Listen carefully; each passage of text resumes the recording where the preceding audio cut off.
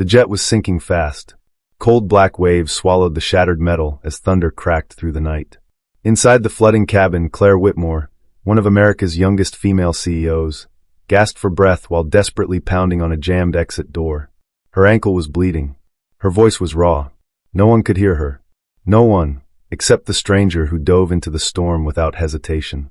Evan Brooks, a widowed single dad from rural Montana, fought the raging current with nothing but a flashlight between his teeth and a rope tied to his waist. He had no idea who she was. He only heard the explosion, saw the fireball fall into the lake, and ran. "Hold on! I've got you!" he shouted, forcing the warped door open as freezing water rose to Claire's chin. Her eyes trembled. She had never been this close to death, never this powerless. By sunrise, she would learn the stranger's name. By sunrise, he would unknowingly save more than just her life. And by sunrise, 3 black Cadillacs would be parked outside his tiny cabin, waiting for him. But for now, all he knew was that he wasn't letting her drown. The storm had calmed by the time Evan dragged Claire onto the muddy lakeshore. She coughed violently, trembling from shock and cold, her designer blouse torn and soaked. Evan knelt beside her, breathless. "You're okay. You're safe now," he said, trying to steady her shoulders. She stared at him through the thick rain, trying to process what had happened. Claire Whitmore, CEO of Whitmore International, a woman who signed billion-dollar contracts without blinking, was sitting in the dirt like a helpless child. I can't feel my foot," she whispered. "Probably sprained," Evan murmured. "Don't move. I'll carry you." Before she could protest, he lifted her into his arms. Claire stiffened instinctively. She wasn't used to being touched, let alone rescued. But his warmth, his steadiness, it made her chest tighten with an unfamiliar feeling. He carried her up the narrow trail toward the dim light coming from a cabin window.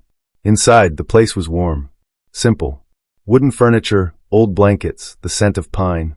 A small drawing of a smiling child hung above the fireplace. "This is my daughter's," Evan said when he noticed her looking. "Her name's Lily. She's 8. Sweetest kid you'll ever meet." Claire nodded, wincing as he set her on the couch. She shivered uncontrollably. "You need to get out of those wet clothes," he said gently. "I'll grab something dry. Don't worry, my late wife's things are still here. Something should fit." Claire's eyes softened at the word late. She didn't ask questions. The heaviness in his voice told her enough. As he stepped away, she heard soft footsteps from the hallway. A small voice spoke. "Daddy, who's that?" An adorable little girl with messy curls peeked out, clutching a stuffed fox. Her hazel eyes widened when she saw Claire. "This is a lady who got hurt," Evan said softly. "We're helping her." Lily approached timidly. "Hi, I like your necklace." Claire touched the small silver pendant around her neck, one of the only sentimental things she owned. "Thank you," she whispered. For a moment, the CEO forgot her pain, her fear, her ruined jet, the entire world outside this tiny cabin. Something about this place felt grounding. Evan returned with clean clothes and a first aid kit. "Let me take care of that ankle," he said. As he wrapped her injury with surprising gentleness, Claire watched him quietly. His hands were rough, his face tired, his flannel shirt soaked from the storm, but he had risked his life for her. Nobody in her world did things like that without expecting something in return. "Why did you come for me?" she finally asked. Evan paused. "Because you needed help." "That's it. That's it," he said simply. She swallowed hard. That answer shouldn't have shaken her. But it did. Thunder rumbled again outside as the wind howled against the windows. Evan threw another log into the fire. "You'll stay here for the night," he told her. "I'll call the authorities once the storm passes. Phones are dead right now." Claire nodded slowly. Sleep felt impossible. Her mind kept replaying the crash, the terror, the sinking, the moment she thought it was all over. But when she looked at Evan and Lily, for the first time that night, she felt safe. Little did she know, her presence in this tiny cabin was about to change all 3 of their lives. Not just because she was a CEO, not just because she survived a crash, but because of the truth she was carrying. A truth the world didn't know yet. A truth that would send 3 Cadillacs to this very doorstep by morning. The storm raged deep into the night, rattling the windows of the tiny Montana cabin. Claire lay awake on the couch, her ankle throbbing, her pulse still unsteady from the crash. She stared at the ceiling, listening to the crackle of the fireplace and the soft hum of the wind. Across the room, Evan sat at the table, repairing a broken lantern. He worked quietly, like a man long accustomed to silence. Claire found herself watching the way his brow furrowed when he concentrated, the way his shoulders carried a weight he never complained about. Finally, she broke the quiet. "You didn't ask," she said softly. He looked up. "Ask what?" "Who I am." Evan shrugged. "Didn't seem important." She raised a brow. "Most people recognize me. Most people spend a lot more time online than I do," he said with a half-smile. It startled a laugh out of her. It had been a long time since someone made her laugh without trying to impress her. But the moment didn't last. A sudden flash of pain crossed her face, not physical this time. "I wasn't supposed to be on that jet," she murmured. Evan sensed the shift. "Was it work?" Claire hesitated, then nodded. "Work. Pressure. Expectations. Things people assume I can handle just because of my title." Her gaze drifted to the fire. "I took that plane to get away for one night. I needed silence. I haven't had silence in years." Evan leaned back, voice low. "Silence is all I have. Too much of it, sometimes." Their eyes met. Two worlds, two pains, two truths neither had planned to share. Before either could say more, a sleepy little voice came from the hallway. "Daddy, I can't sleep." Evan set aside the lantern. "Come here, honey." Lily patted over and climbed into his lap. She was tiny, warm, innocent. Everything the world had been trying to take from Claire lately. "Are you still scared of the thunder?" he asked. Lily nodded, burying her face in his chest. Evan wrapped his arms around her protectively. Without meaning to, Claire whispered, "You're a good father." He didn't look at her, still rocking Lily. "I try. Some days I don't feel like I'm enough." The honesty in his voice made Claire's throat tighten. Here was a man who worked 2 jobs just to keep a roof over their heads, and yet he worried he wasn't enough. Meanwhile, she, one of the most powerful women in America, often felt like she was drowning in expectations no one else could see. "Evan," she said carefully, "what happened to her mom?" The question hung in the air. He kissed Lily's hair gently before answering. "My wife, Sarah, she passed away 3 years ago. Cancer. We did everything we could, but—" His voice broke. Even after 3 years, the wound hadn't healed. Claire's chest ached at the sight of it. "I'm sorry," she whispered. Evan nodded once, the way strong people do when they refuse to fall apart. Lily looked toward Claire. "Daddy said you're hurt. Does it still hurt?" Claire smiled softly. "A little, but your daddy is taking good care of me." Lily beamed proudly. "He takes care of everything." Evan chuckled. "Not everything." But Claire disagreed. She saw the patched-up furniture, the homemade shelves, the carefully repaired toys, and realized this man had learned how to be mother, father, protector, provider, and comfort all at once. And something warm bloomed in her chest. Something dangerous. Something she hadn't felt in a long, long time. Hours passed. Eventually Lily fell asleep again, and Evan carried her back to her room. Claire watched the cabin's shadows dance. Her mind refused to rest. She had a secret, one she hadn't yet told Evan. The jet wasn't a normal corporate plane. What she was carrying wasn't normal cargo. And the crash wasn't completely an accident. The truth was complicated, risky, potentially explosive. And if anyone realized who had survived, the world would come looking.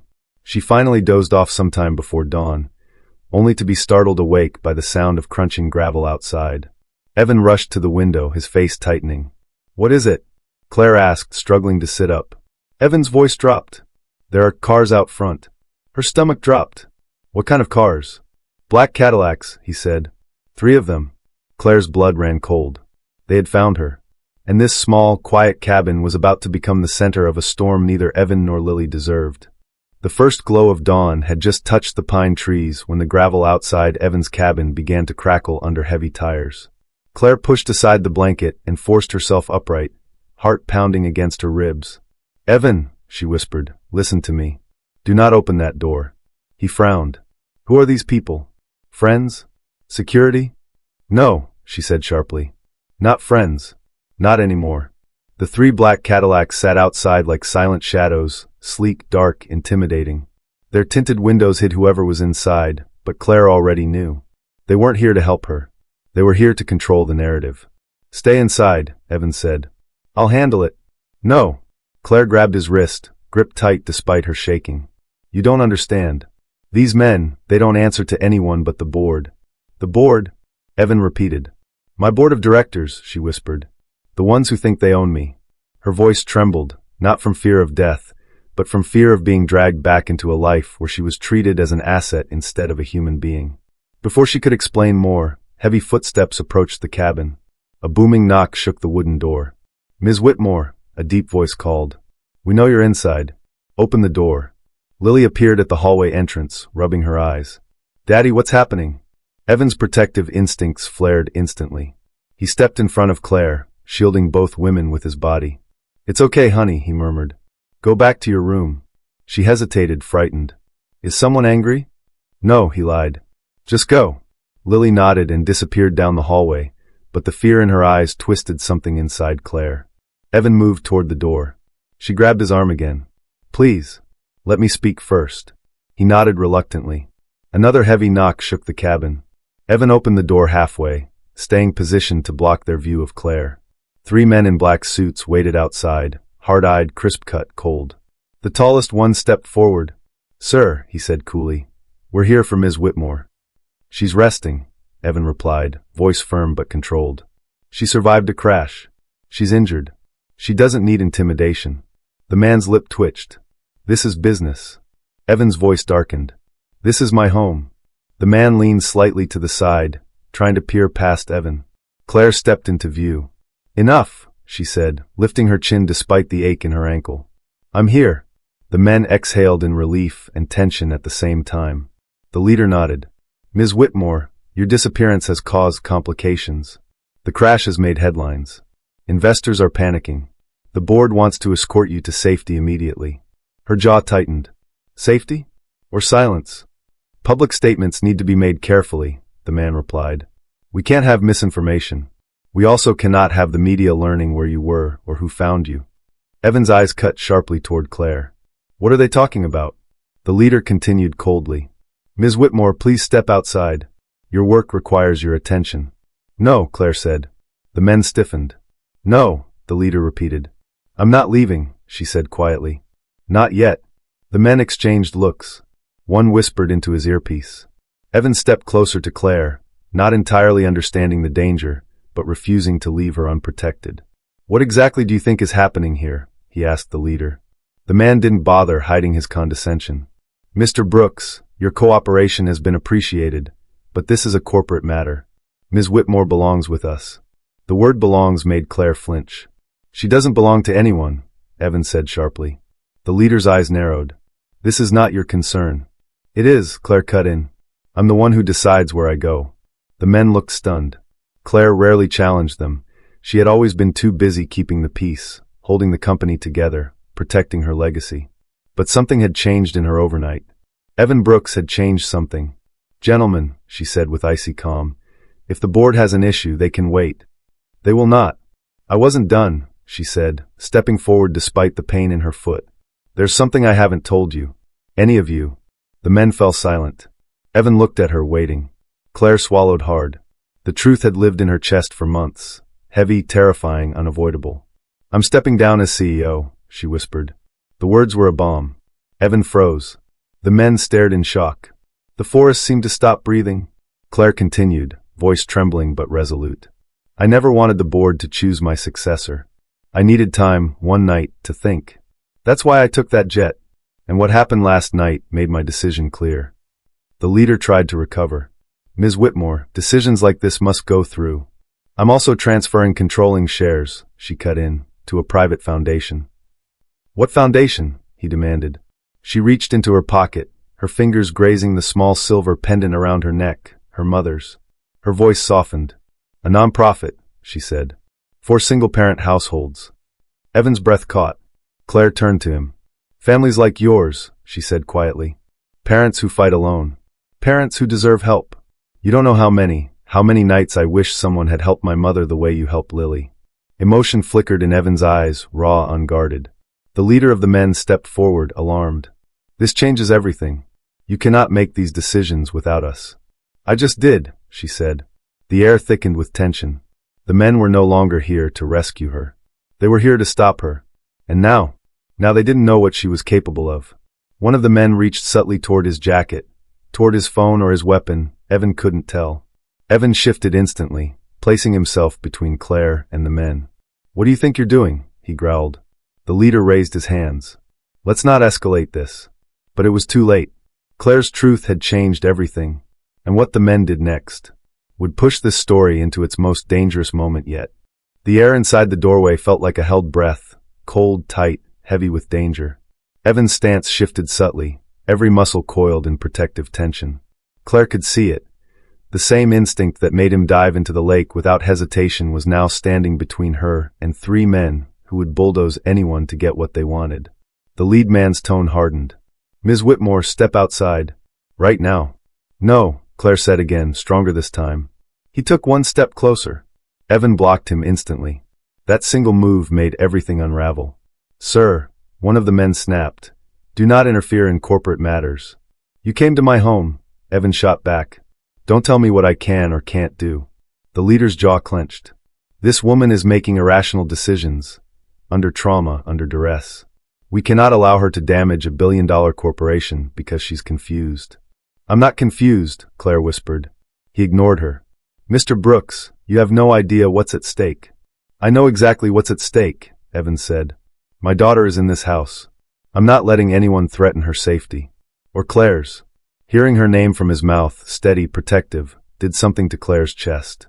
She felt something she hadn't felt in years. Someone choosing her without needing anything in return. A second man stepped forward, irritation rising. "This has gone far enough. Ms. Whitmore, if you refuse to come willingly, we are authorized to." "Try it," Evan said, voice low as thunder. For a split second, no one moved. Then, from the hallway, a small voice pierced the tension. "Daddy." Lily stood there, holding her stuffed fox, trembling. She must have heard everything. The moment she saw the men in black suits, her little face crumpled in fear. Claire's heart lurched painfully. "Lily, honey," Evan said, "it's okay. Go back to your room." The leader saw an opportunity and took a step forward, as if Lily's presence didn't matter at all. Claire snapped. Her voice sliced through the room with a force none of them expected. "Stop. Nobody moves." The men froze. Claire limped forward until she stood beside Evan, not behind him, but beside him. As an equal. As someone worth fighting for. She placed a trembling hand on Lily's shoulder. "It's okay, sweetheart," she whispered softly. "No one is going to hurt you." Lily looked up at her. Pure trust, pure fear, pure innocence. And something inside Claire broke open, flooding her with emotions she'd buried under board meetings and corporate power plays. This little girl mattered. This small home mattered. This man mattered. And Claire had lived too long protecting everyone except herself. She straightened and faced the men head-on. "I'm not going with you," she said. "Not today. Not ever. Not if you're going to treat me like a product instead of a person." The leader exhaled sharply, losing patience. "Ms. Whitmore, the board will not accept this." "Then I'll walk away from the board," she said calmly. "I already made my decision. Your company can survive without me. Your assets already transferred. Your shares." Claire lifted her chin. "Signed over at midnight," she said softly. "Before the crash." The man's composure finally cracked. "You what?" Evan stared at her in shock. He knew she'd made a huge decision. But not this huge. "It's already done," she said. "Legally binding. Irreversible." Her voice softened, trembling with both strength and vulnerability. "I just wanted one night of peace. One night to remember what it feels like to be human. And I found it, right here. With these two people who owe me nothing, and still treated me with kindness." Evan's eyes softened. Lily held Claire's hand tighter. The leader's frustration boiled over. "Ms. Whitmore, you are endangering the entire corporation." "No," Claire replied gently. "I'm saving myself." Silence. Raw, stunned silence.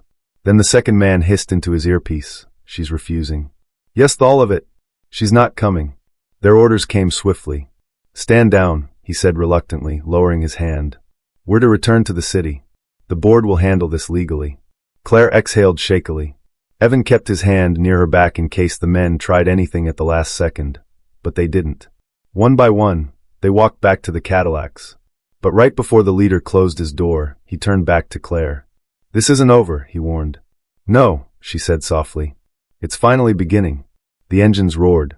The cars reversed. And just like that, the threat disappeared into the forest road. The moment they were gone, Claire's knees buckled. Evan caught her before she fell. "You okay?" he whispered. She nodded shakily, tears already gathering. "You didn't have to stand up for me like that," he murmured. Yes, she said, voice cracking, I did. Lily tugged Claire's hand again. Are you staying, Miss Claire? Claire's eyes filled. She looked at Evan. He looked at her. And in that fragile, tender moment, Claire felt something she never expected to feel again. A place where she belonged. But the emotional storm inside her was far from over. Because she still hadn't told Evan the rest of the truth. A truth that would change everything. Evan guided Claire to the couch as the last echo of the Cadillacs faded into the forest. The cabin felt strangely quiet now, like the world had exhaled after holding its breath far too long. Claire rubbed her hands together, suddenly aware of her trembling.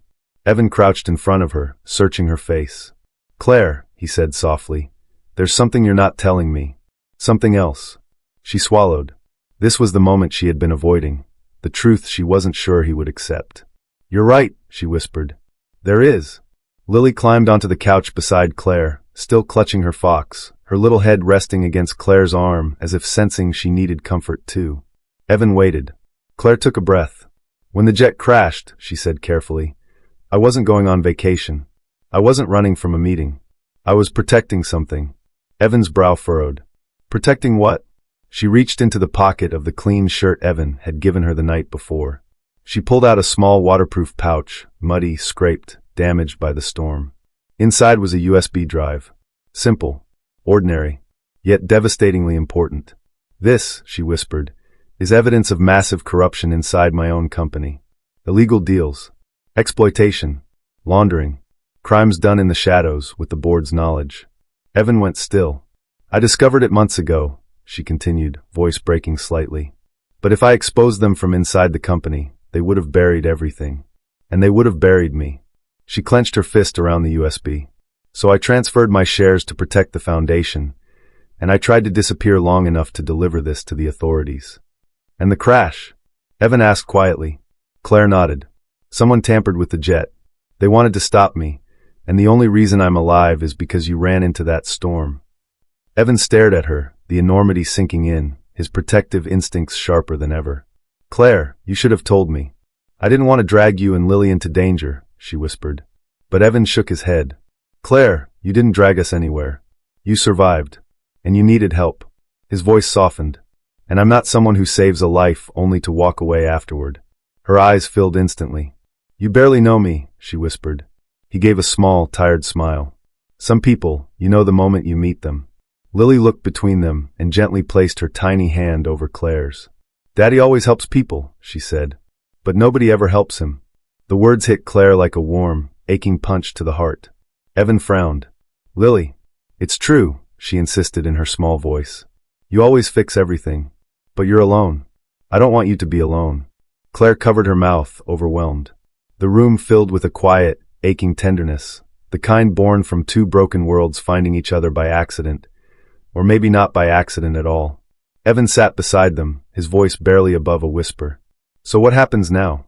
Claire wiped her tears and straightened her shoulders. Now, she said, I finish what I started. I turn this drive over to the FBI. I let the truth come out, no matter what it costs. Evan nodded, eyes steady. Then you won't face it alone. Her breath hitched. Evan, I mean it. The cabin fell quiet again, but this time it was a warm silence. A hopeful silence. The kind that existed only at the beginning of something new. Claire looked at Lily, then at Evan, then at the little home that had held her through the longest night of her life. Can I ask you something? Claire whispered. Anything. After I talked to the authorities, would it be okay if I came back? Her voice cracked. Not as a CEO. Not as someone who needs rescuing. Just as someone who wants to be here. Evan's eyes softened in a way that made her heart ache. You can come back anytime you want, he whispered. This place, it's better with you in it. Lily nodded enthusiastically. I want you to stay forever. Claire laughed through tears as Lily wrapped her little arms tightly around her waist. And in that moment, in that tiny cabin, with morning sunlight finally breaking through the pines, Claire felt something she had never felt at the top of any skyscraper. Home. Real. Warm. Human. Home. A place where she wasn't a CEO, or a headline, or a corporate asset. A place where she was just Claire. Claire who survived. Claire who fought back. Claire who found a family in the unlikeliest corner of the world. Later that afternoon, Evan drove her into town to meet the federal agents who had been searching for her. The men in the Cadillacs were gone for good, replaced by real protectors who listened to Claire, believed her, and escorted her safely to the truth. Her story made national news within 24 hours. But Evan and Lily stayed out of the spotlight. Claire insisted on that. And 1 week later, a knock sounded on the cabin door. Evan opened it to find Claire standing there with a backpack slung over her shoulder, hair tied in a messy ponytail, a shy smile on her lips. "Hey," she murmured. Evan's heart warmed. "You came back." She stepped forward, slipping her hand into his. "I came home," she whispered. Lily squealed and hugged her so tightly Claire laughed. Evan exhaled, the tension of the last week finally melting from his chest. And as the three of them stood together in that doorway, storm behind them, hope ahead, the universe felt perfectly, painfully, beautifully right.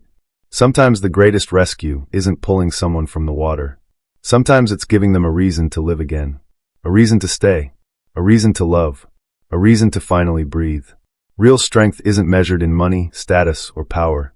It's measured in kindness, in sacrifice, in the courage to start over, and the humility to let someone into your heart. Because sometimes, a single dad in a tiny cabin can teach a powerful CEO what it truly means to be strong. And sometimes, the family you need the most is the one you never expected to find.